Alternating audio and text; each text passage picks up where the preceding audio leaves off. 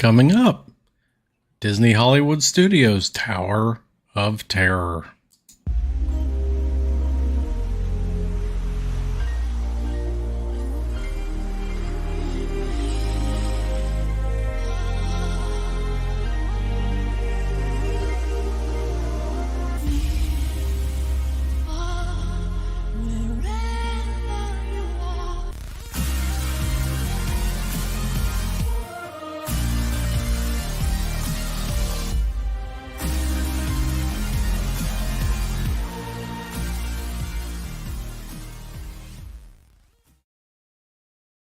Welcome to the SeeWDW Near and Far podcast, where we explore perspectives of the Walt Disney World Resort from 10 to 1,000 miles away. I am Mike, the far in this equation.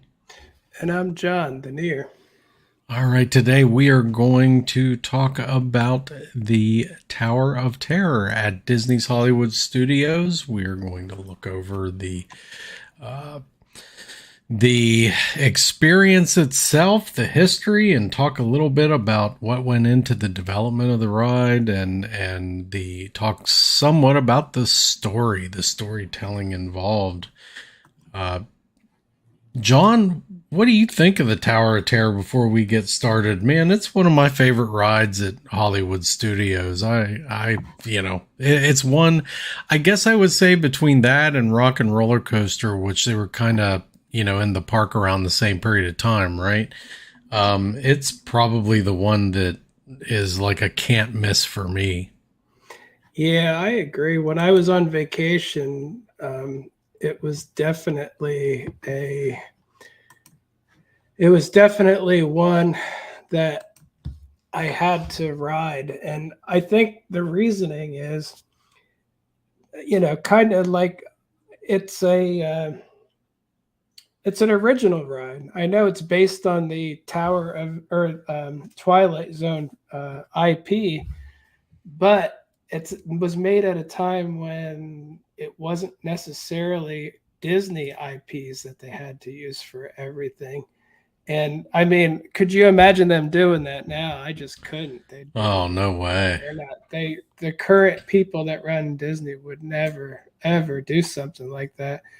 And this was made too at a time when Disney was really pushing the envelope a lot when it comes to technology and the latest thing. And because I mean, I've been on the drop ride, the free fall ride, like at Great Adventure when I was younger and stuff. But this is not that, like when I went. Mm-hmm. When I rode this thing many, many years ago, I was extremely impressed. The realism is unbelievable, and it provides one of those Disney core memories that just stays with you. I mean, you ride the Tower of Terror, 10 years later, you see a picture or a video clip, and immediately your brain takes you back there. Like, oh my, I forgot about that. That ride is amazing. And I have to say too, I don't really get scared on rides or roller coasters, or like I tend to black out on really extreme roller coasters because I'm too relaxed. I'm like, it's nice. I'm letting my legs flow.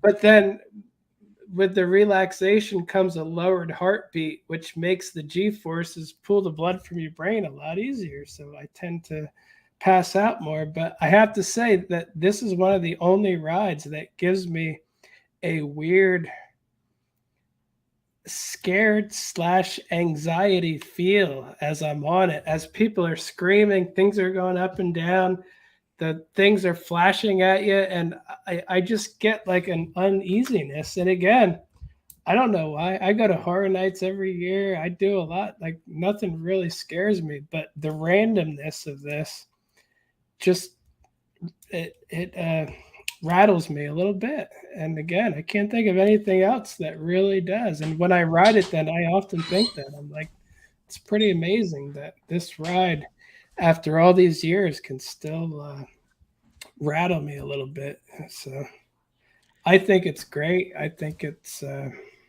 one of a kind. Yeah, that's what I think of it.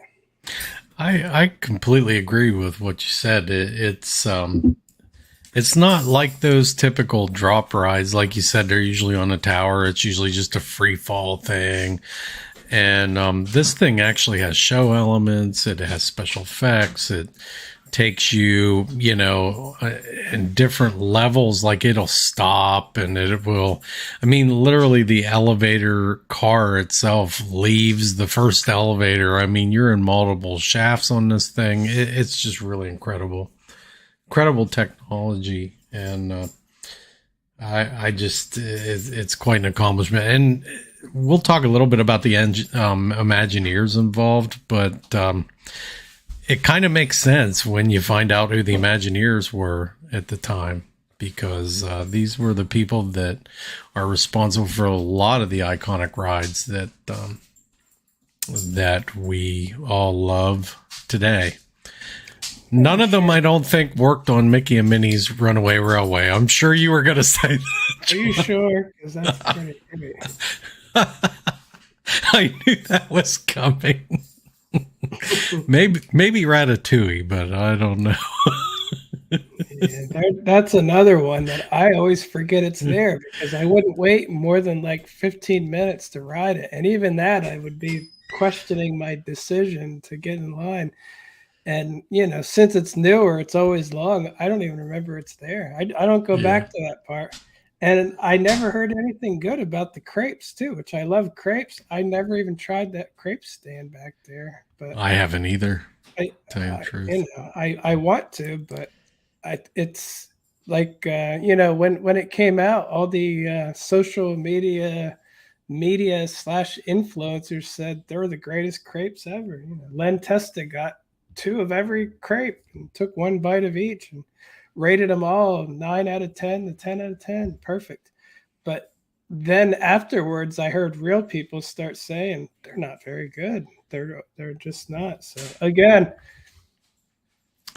I like some food that a lot of people don't think is good. So Yeah. like that chicken and waffle, it looked terrible, and a lot of people might have said, "Oh, it was awful." I kind of liked it, so I I liked might it. love those crepes. I don't know. I liked it. My wife, she didn't think too much of it, but it was. I liked the cornbread waffle. It was different. It had a decent taste to Well, it. that's So what I need to do. Try the crepes at Epcot. I that's need to right. do You that. do. That- Might that's be your great. next. That should be your next regular guy review. Yeah, it might be. All right. So there are currently 4 Tower of Terror rides around the world. They're located in Hollywood Studios, of course, which was the first one. There is another one in Disneyland Paris. There is another one at Tokyo Disney Sea in Japan, and there is the of course the one in Disney's California Adventure, which has been converted into recent IP into a Guardians of the Galaxy ride, Mission Breakout, which apparently, with that particular ride, it's completely different. It has a different ride dynamic. Just everything about that ride is different from the standard Tower of Terror rides. So we will not be talking about any of those other rides. We'll just be talking about the original, because that's the one that we both have experienced and love. So, but we will say that all 4 rides share the same basic concept and structure. They each have unique differences in their designs and theming and the ride experience. For example, the Hollywood Studios version features a storyline that is set in the Hollywood Tower Hotel in 1939, while the version in Tokyo Disney Seas is set in the Hotel High Tower in 1912. The first Tower of Terror ride was created at Hollywood Studios, formerly known as Disney's MGM Studios in Walt Disney World, Florida. It opened July 22nd, 1994, and quickly became one of the park's most popular attractions. So, And it I, still is today, I think. It's still not an absolutely. easy one to get on. It is not easy to get on at all. And in fact, man, I just love that walk up that you're putting up there. It's great. I mean, I don't know if you want to call that the queue. Maybe that's the extended queue, right? Well, it's often full of people, especially with Lightning Lane. So I'd call it the queue at this point. I guess it would be because I mean they start the effects early because they have every once in a while. Do they do it all the time now? Because I've been up there where they don't run like the mist and the smoke and stuff. Yeah, they don't do it all the time. I was the last time that I rode, the queue was just the outside queue was just a queue. There was no mist or anything. So I feel like they do it more as it starts to get dark. That's kind of what I thought, because I think that's pretty much when I've seen it more frequently that way. All right, so yeah, the history of the Twilight Zone Tower of Terror. It was an original story created by the Imagineers. By a team of Imagineers led by Chris Carradine, who was the lead writer for the attraction. Carradine and his team drew inspiration from classic mystery and horror stories, including the works of Edgar Allan Poe and H.P. Lovecraft, as well as the iconic television series, of course, Twilight Zone Tower of Terror. The Imagineers wanted to create a story that would capture the imagination of guests, transport them to another place in time. They developed a detailed backstory for the Tower Hotel, which included a tragic event that occurred on Halloween night in 1939, when a lightning strike caused an elevator to plummet, resulting in the deaths of 5 hotel guests and 2 hotel employees. Interestingly enough, John, my information says deaths, but I'm not so sure that it's deaths. I think it's disappearances is how they actually frame it. Yeah, they wouldn't have a ride framed on the death of anything, but struck by lightning and disappearing. They're probably fine. They're just saying they're in the Twilight Zone. So the story of the Hollywood Tower Hotel was designed to be immersive and engaging, with intricate details and clues scattered throughout the attraction that hint of the supernatural events that occurred there. The story has become an integral part of the Tower of Terror ride experience and has helped to make it one of the most popular and iconic rides at Disney World. In the queue itself, yeah, I love that. And that boiler right there, I believe it says General Electric on it. And I always remember that because I worked at General Electric when I first noticed that. I thought that was cool. But yeah, I mean, from the queue in the hotel itself, the lobby, to of course, the story and I guess the study or the library or wherever it is where the lights turn off and you hear the Rod Serling, guy and see the video. Everything does kind of point to clues as to what's going to happen. It just has that kind of mystery and horror thing that you would get from such an old such an old hotel where something terrible happened. Yeah, I forget what they call this, like the drawing room or something. Something like in old that. Houses, it'd be the first room that you go into. Right. I love how they allow the cast members to kind of, do creepy little things and stuff in here. Like I've had a cast member kind of creep around inside around people and behind you and just kind of like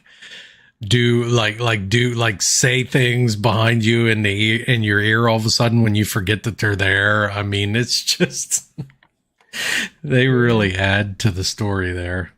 Yeah, they often do before the elevator shuts too. They say just one more, and then the elevator shuts. Like Like I forgot, or they say I forgot to warn you about it. Yeah, I've it's too late. It's like, I've had one go, oh wait, and then it shut. yeah, that's always fun. Oh yeah, they are fun when in there. So while there are many iconic and glamorous hotels in Hollywood during the while there were many iconic and glamorous hotels in Hollywood during the golden age of Hollywood back in the 30s, the Hollywood Tower Hotel that inspired the Tower of Terror ride is not real. It was a fictional creation developed by the Imagineering team at Disney. However, the design and theming of the Tower Hotel was inspired by real-life Art Deco buildings and hotels from the 20s and 30s, such as the Biltmore Hotel in LA and the Hollywood Roosevelt Hotel.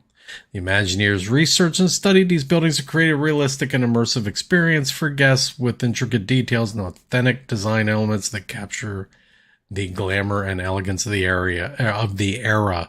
John, the dang hotel feels like a real place, and they've done a great job at that research. I think, just even approaching it from a distance, it just feels like it's real, Yeah, it's a really nice hotel too. A lot of people say they would stay there. Yeah, I mean, and I could see it. I'm surprised they didn't try and add hotel rooms to the back of it. I'm sure they could charge a pretty penny for that. That would have been smart because everybody would have tried to stay there. Yeah, I was going to say the last time I was in the queue, I spotted a toolbox. Oh wow! Somebody was working on stuff. You can see a toolbox here, and it looks like they have a rope tied around this pipe to hold it up and stuff. I think you're supposed to get the idea that the maintenance staff is not the best. Yeah. Interestingly enough about the Tower of Terror and the color of the hotel itself and the spires on the hotel, if you look from Epcot, if you're standing near the at Epcot near the Mexico Pavilion and you walk over to where some of those food booths are that they have near the Mexico Pavilion and look over towards the Morocco Pavilion, you can actually see the tower spires on the other side of the Morocco Pavilion, and they're designed to look like a building in Morocco. So in essence, they designed the hotel to blend in. Imagine that, trying to make sure the skyline blended in. They used to do that. So. Yeah, back when they cared about that kind of thing. It's very important. Yes. Joe Rohde, who served as the executive designer for the project, oversaw the overall creative direction and concept development of the attraction. He was responsible for the iconic design of the Tower Hotel, which serves as the centerpiece of the ride. Other important members of the design team included Mark Davis, who was the concept designer for the project, and Kathy Mangum, who was the art director. And also Bruce Gordon was a key member of the team, serving as the project manager and overseeing the day-to-day operations and logistics of the attraction's construction. These people were also very, in fact, all of them were very important, of course, in the development and design of Animal Kingdom. Imagine that. Yeah, I hope they're all not there anymore. We don't need those people. I don't think any of them are. We got better people now. Newer people are better, right? Yeah, it's like a new car is better, right? That's people are the same. Yeah. A newer person, and they'll do twice as good. I guess. Good business. Yeah. No comment. The ride experience, let's talk about that next. The Tower of Terror ride at Disney's Hollywood Studios is an immersive and thrilling experience. It takes guests on a journey through the eerie and haunted Hollywood Tower Hotel. The queue starts as guests enter the walk up to the Tower Hotel, surrounded by plants that would put one in mind of California. As guests enter the Tower Hotel through a grand ornate lobby filled with Art Deco details and vintage furnishings, there are all kinds of clues and Easter eggs hidden all over. And one thing interesting about that queue in the lobby is the cobwebs. So you can kind of tell that this place hasn't been used. It's been abandoned. Right there they are.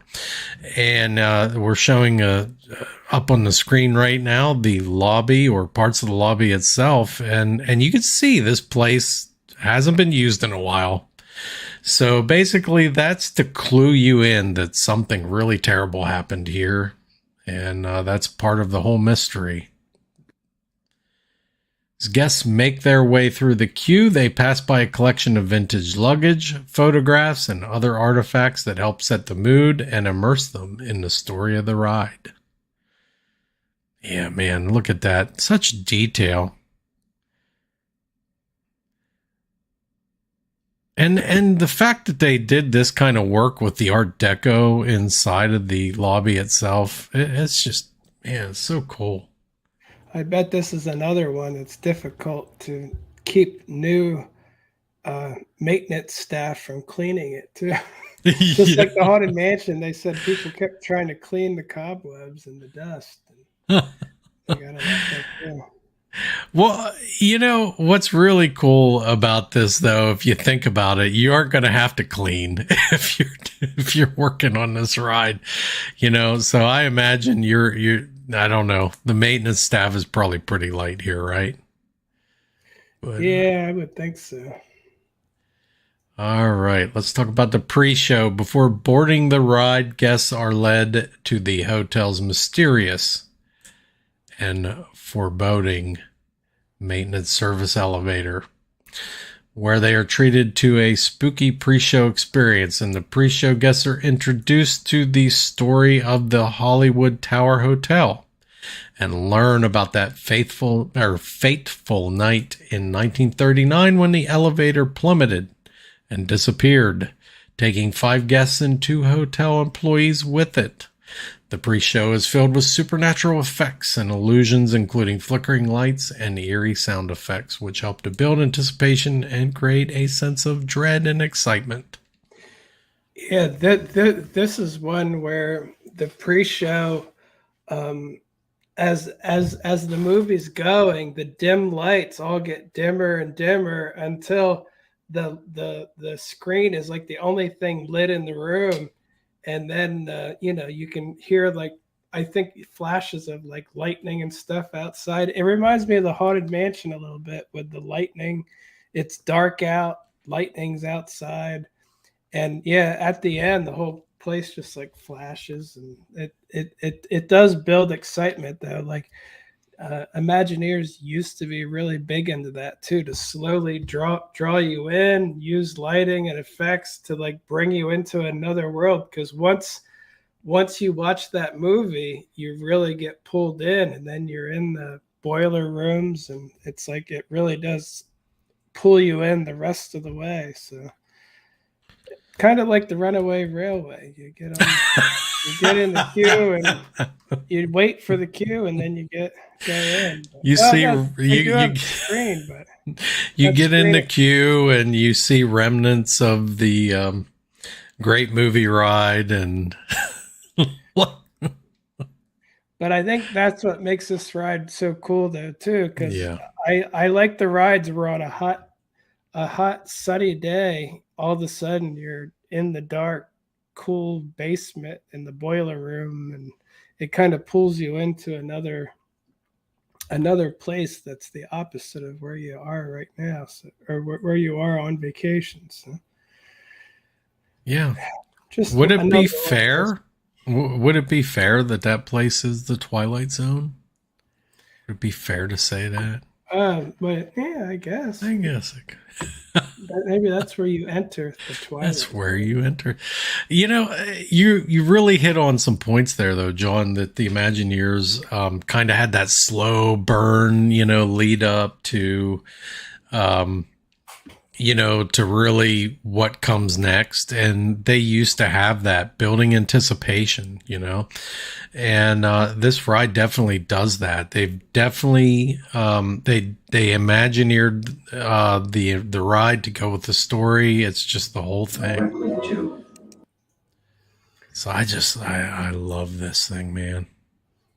Yeah, I don't have any good videos that I took recently of the drawing room because as time goes on, you do it 100 times, you start going right to the next door when you know where it is, and so Yeah. it ends up I'm the first person to go into the boiler room, and not great for videos, but although this is, I guess, Yeah. there's the cue for the boiler room. I was gonna say it wasn't bad at all.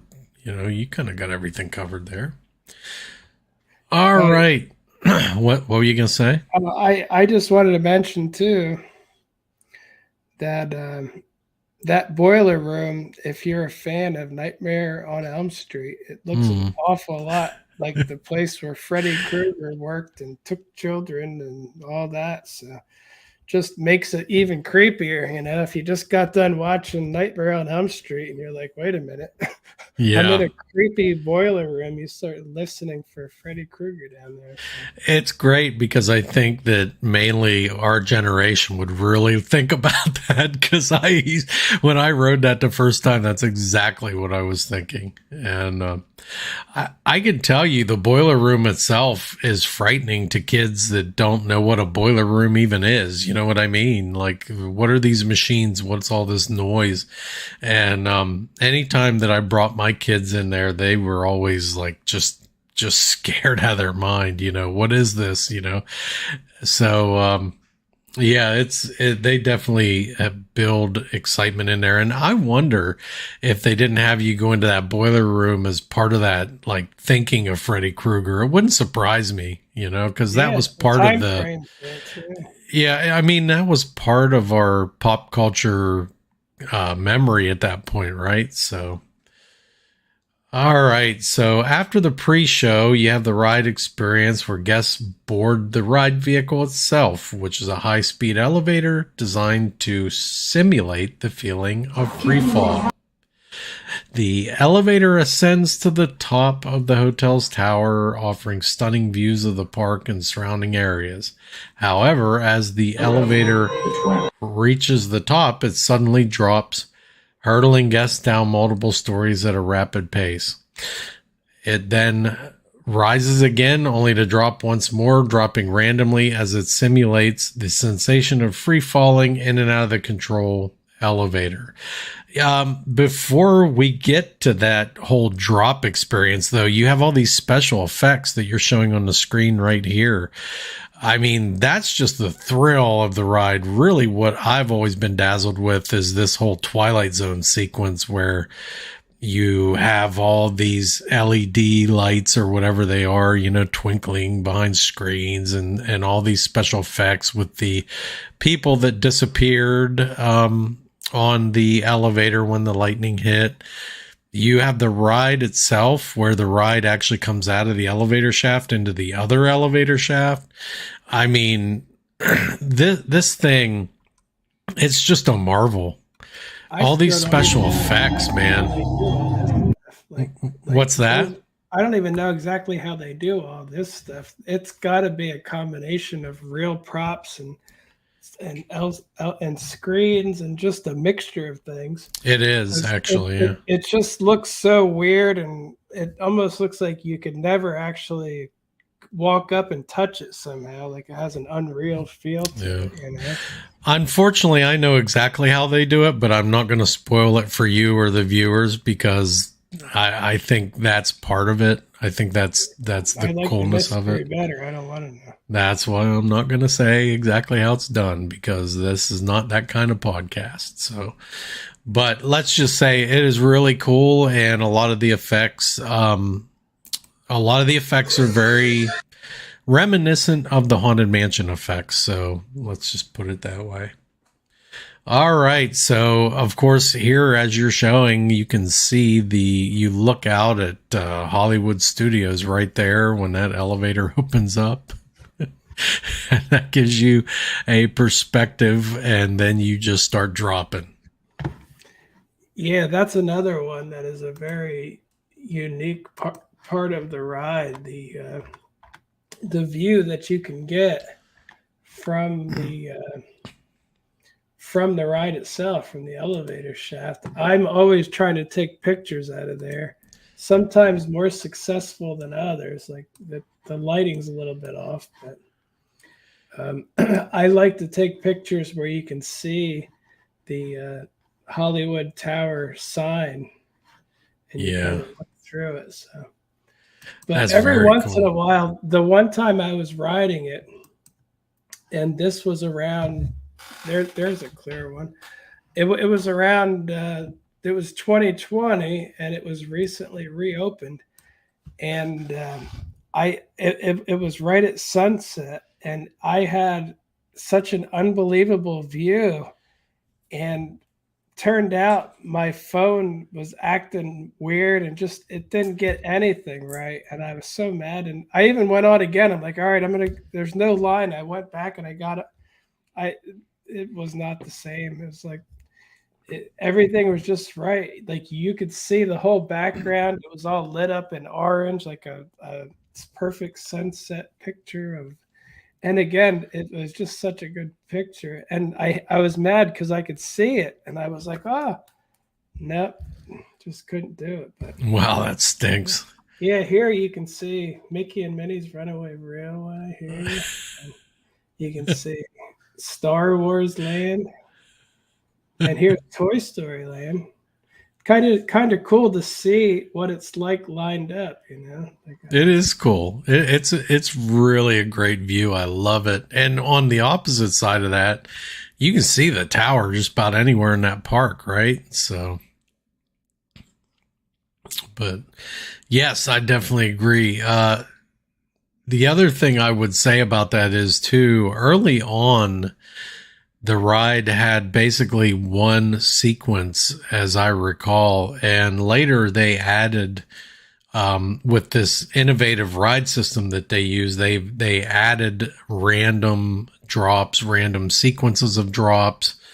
I believe there are 4. We may learn later, but I believe there are 4 different random sequences of drops.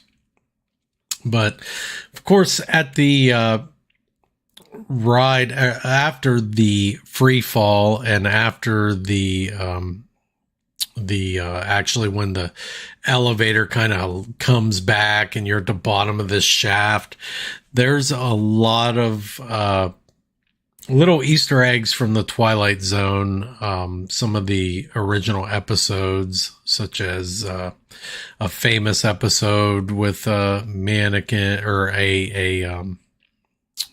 like a, not a mannequin, but like a dummy, and just different things like people's suitcases and stuff got thrown down that shaft. There's all kinds of cool things down in there. But after that, you exit through a gift shop filled with Tower of Terror themed merchandise, including clothing, accessories, and souvenirs. The gift shop is designed to look like an old-fashioned hotel gift shop with vintage props and decor, adding to the immersive experience. Overall, the Tower of Terror ride offers a unique and thrilling experience, combines the innovative ride technology with theming and storytelling. The ride is designed to appeal to guests of all ages and is one of the most popular, or we've already said that, popular rides. John, at the what are some of the Easter eggs that you've seen at the exit of that ride? Because there's plenty of them. I am absolutely terrible at finding Easter eggs and such. Like it's kind of like hidden Mickeys. It could be right in front of me, and I'll be like, I don't know. I'm kind of like that too. I'm terrible at it. That's why I asked you, John. Uh, I was gonna say though, I used to really like that the shop at the end of there. Like it Yeah. had some really unique, and it still isn't bad, but it used to be a lot cooler. Like I remember when I was on vacation buying my daughter Twilight Zone books there. They Mm-hmm. were the bigger books. They were kind of like comics, Oh. Yeah. and they had some, like they had the one a monster on Mulberry Street or whatever it was. Like I Hmm. remember that because I read the book and then I saw the old 1950s Twilight Zone. I was like, that's the book from the Twilight Zone. So I they used to actually sell that, and like I said, I thought that was really cool, and I think they still do, but they used to have a lot of Hollywood Tower Hotel merchandise. Like you could buy a robe and a little Mm-hmm. belt. But the last couple times I went through, I feel like I didn't see that stuff. But again, Hmm. I probably I wasn't looking. I probably just hurried through.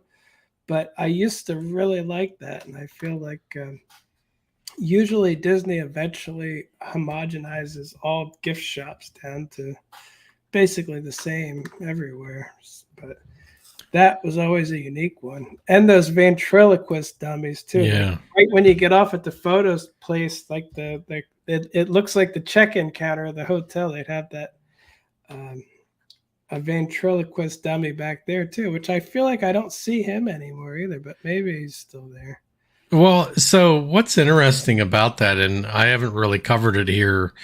I'm not really sure about, that you go. I don't know that you go to the same place every time. I think it would be, but I know there's multiple elevator shafts in the Tower of Terror itself, but I sort of feel like you're always being unloaded in the same position, the Well, same place. they all end up in the same. They're all funneled into the same final hallway to that check-in Right. counters area. Because I know, because I've done it so many times that I've been getting off, and all of a sudden people come off to the side around you and stuff. So Yeah. All right. So, a little bit of the behind the scenes information on the ride itself. The Tower of Terror is a technologically advanced attraction. It uses a combination of cutting edge ride systems, special effects, and show control systems to create a thrilling experience for guests. Some of the key technologies behind the rides or behind the ride is the elevator system to start. The Tower of Terror ride uses an elevator ride system that is designed to simulate the feeling of a free fall. The ride vehicle is a high-speed elevator, and by high speed, John, I did in my research. This thing doesn't break 40 miles per hour, but in an elevator itself, full of people, that's pretty in the dark, fast. yeah, Yeah, I mean, 39 miles per hour, I think, is what its top speed is. So you figure it probably goes between 35 and, in that 35 to 40 range, maybe even slower. I mean, that thing can pick up some speed, and either way, that's pretty fast for that big of a vehicle yeah. going free falling. I always heard that it actually does more than free fall. It pulls you down Yeah, and then it pulls you up like it just pulls you. It's instead of just dropping. But I always feel like the initial one does feel like the drop though, just it to give you does. that Yeah. feeling. But again, I guess I wouldn't know the difference if it's pulling too. But I guess that adds a little. They plus the experience. Why just fall when you could get pulled down, right? Yeah. Well, that's what's interesting. A lot of people think it feels like you're on a bungee or something, but it's actually motors that are pulling it up and down. And so it's not really a bungee or anything like that, Yeah, because it simulates that feeling that when you are kind of in free fall, the vehicle itself feels like it's out of control, like it would be on a cord or a bungee. That's totally on purpose. So I just think they did such a great job to give you that helpless feeling in there. yeah, it definitely feels like you're just falling. And like I said, with all the other effects to it, as much as I know it's not real, it still gives you a little Yeah, bit of chills going like, oh, like it's enough to get you. that's for sure. I'm Uh, surprised how crowded that ride always is, though, considering the scary level of it. At least to me, you know, like if you're afraid of like Expedition Everest, like you shouldn't go anywhere near the Tower of Terror. I agree. It's like if you're even remotely afraid of a roller coaster because of heights or afraid of heights in general, this is not the ride for you. Although for some people, maybe because it's enclosed a little bit and you only get a slight glimpse outside, maybe that helps. I don't know. But I don't know. If I was afraid of heights, I probably wouldn't want to go on this thing. The elevator is equipped with multiple sets of brakes and safety systems that ensure a smooth and safe ride for everyone. I don't know about smooth, but although it's not rough. I guess it's as smooth as you wouldn't. I don't think you'd want to know what rough feels like on an elevator. No, So that's for darn that sure. Oh, probably goodness. probably break your back. In other parts of the research that on the elevator ride system itself, I found out that when it goes up to the top, it's not going the whole way to the top. There's like an empty space up there, as the thing goes up, and there's some kind of something to do with inertia or something that space itself helps the system give you that weightless feeling as you're going down. And then of course at the bottom there's almost like you're not actually dropping 13 floors like they tell you, because the bottom 3 floors, they use that to slow you down. So I found that interesting. The drop profile software, which we talked a little bit about earlier, the ride uses specialized software to control the sequence of drops and lifts, as well as the speed and acceleration of the elevator. The profile software is designed to create a variety of different drop sequences and to randomize the ride experience, ensuring that each ride is unique and unpredictable. So don't think that they did that when they first started the ride, Yeah. early on in the ride. Do you remember? I always thought it was just one experience, like maybe a handful of drops, maybe two or something. I don't remember the date, but adding random drop sequence was an addition. I just remember they really pushed it, like on the resort TV back in the room. They would say Tower of Terror now with random drops. You know that you That's never yeah, know what will happen, and so that was an upgrade at some point. Which again, it was an upgrade that helps keep it relevant for yeah, years and years and years. So that's a yeah. pretty awesome upgrade. I think so too. I think it is really awesome. Um, the show control system, which is another feature, the Tower of Terror ride uses a complex show control system that coordinates all of the effects and lighting in the attraction. The control system is responsible for timing the various drops, lifts, and special effects in the ride, as well as controlling the audio and lighting in the attraction. Now, I really found that fascinating, John, that there is a single system that controls all of these things to coordinate them together, resetting them, all of everything. Everything is tied into that show control system. That's pretty advanced, actually. A lot of rides like this use multiple systems. Like I believe Rise of Resistance in the Galaxy's Edge uses multiple systems, and this thing is using one show control system. I think that's really cool. Yeah, it's amazing what it can do for the age of it, especially. So, Yeah. Did that clear back then. So that's really cool. Let's talk a little bit, John, about the impact and legacy. The Twilight Zone Tower of Terror has had a significant impact on Disney parks and the theme park industry as a whole. Some of the ways that the attraction has made an impact, it's become an iconic attraction, of course. The Tower of Terror has become one of the most recognizable attractions at Disney parks around the world. It's often cited as one of the must-do rides at Disney parks. yeah, I definitely agree with that one. So do I. The immersive storytelling that goes with the ride.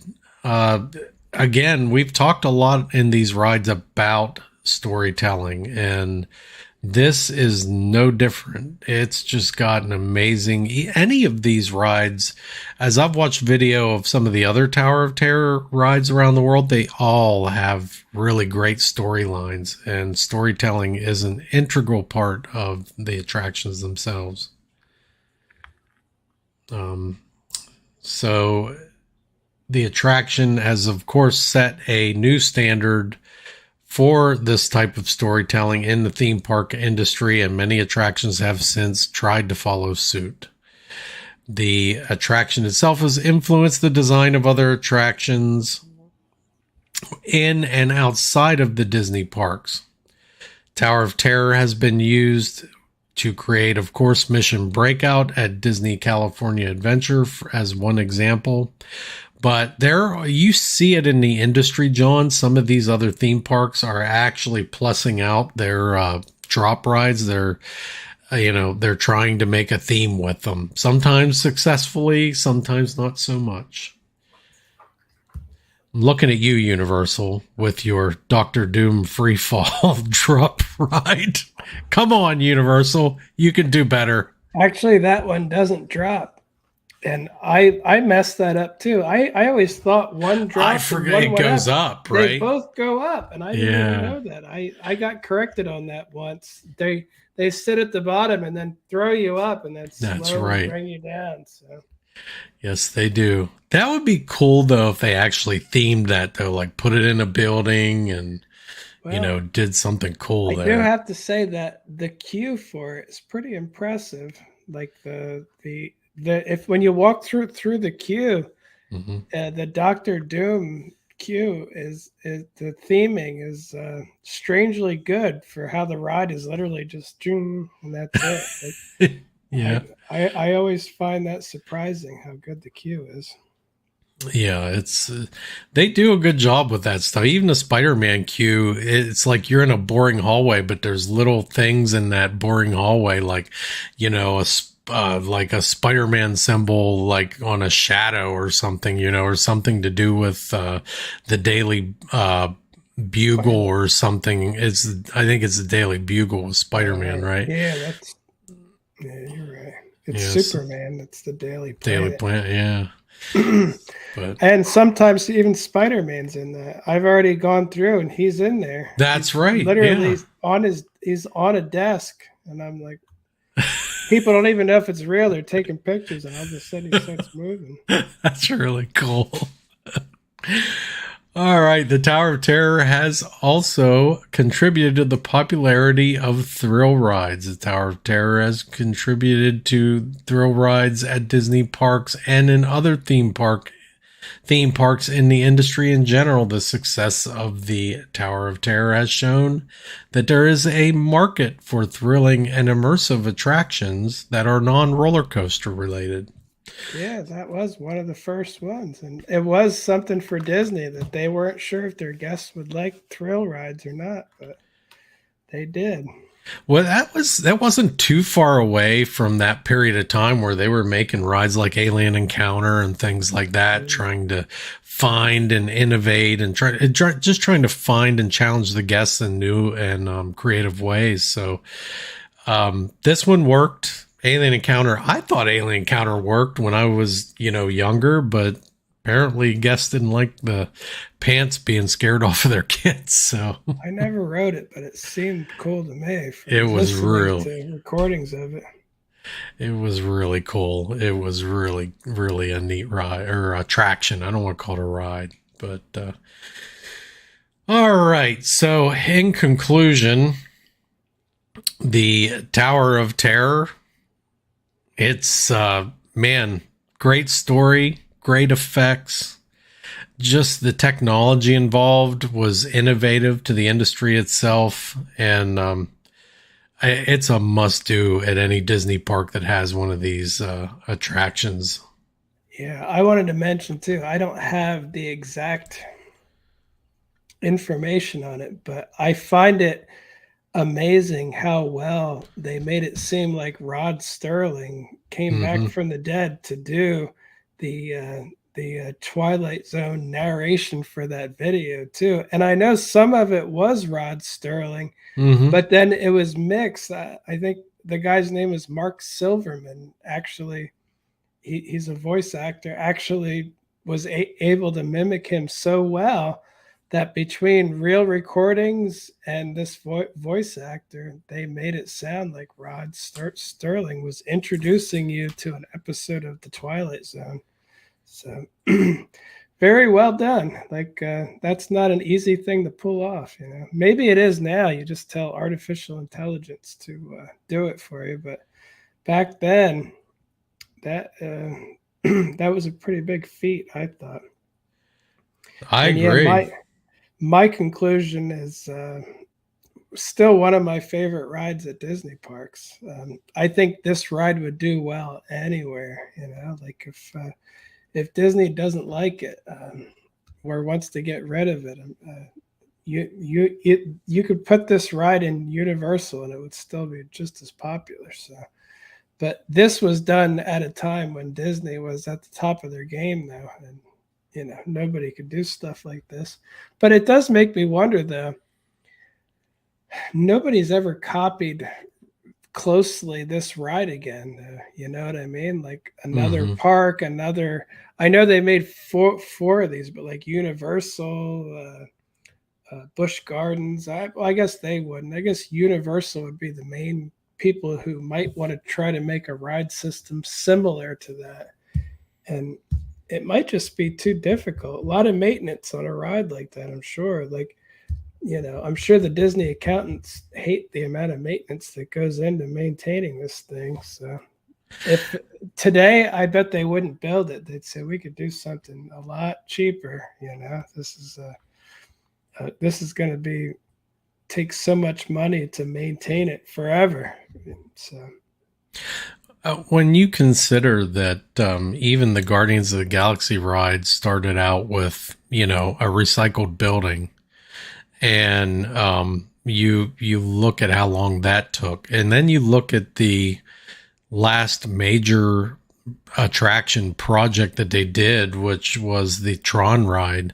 It's just a carbon copy of what's already existing in Shanghai. And it took them what, 6 years to create that? And you're right, it is a quick, probably low maintenance ride. You know, how much maintenance is involved in that Tron ride? Probably not you much. just got to check the ride track. And as far as coasters go, it's not an extensive coaster, so Right. pretty standard, easy stuff for you know, for a theme park. But like I said, some of Disney's rides are just so complex, and that's why Splash Mountain scares me too. That they want to simplify it a lot because it's so Mm-hmm. difficult to it was so difficult to maintain how it was. So I can't imagine they're going to do even more animatronics in the middle of a water ride. It's like I'm Yeah. pretty sure they're not going to want to do that, Well, regardless of what I know. They announced they're going to do yeah. dozens of them, but again, they probably count individual bees, so they'll have bees flying around the flower. There's Yeah, 24 of them. There's 2 dozen. We're going. they probably Yeah. will. You know, I would agree with what you said there. And I think that, you know, a lot of people champion Disney for doing a socially what they call a socially responsible thing with that. This was never about social responsibility, replacing that ride. And we know, I mean, it's about maintenance. The ride has to go down for, sometimes a couple weeks every year for heavy maintenance.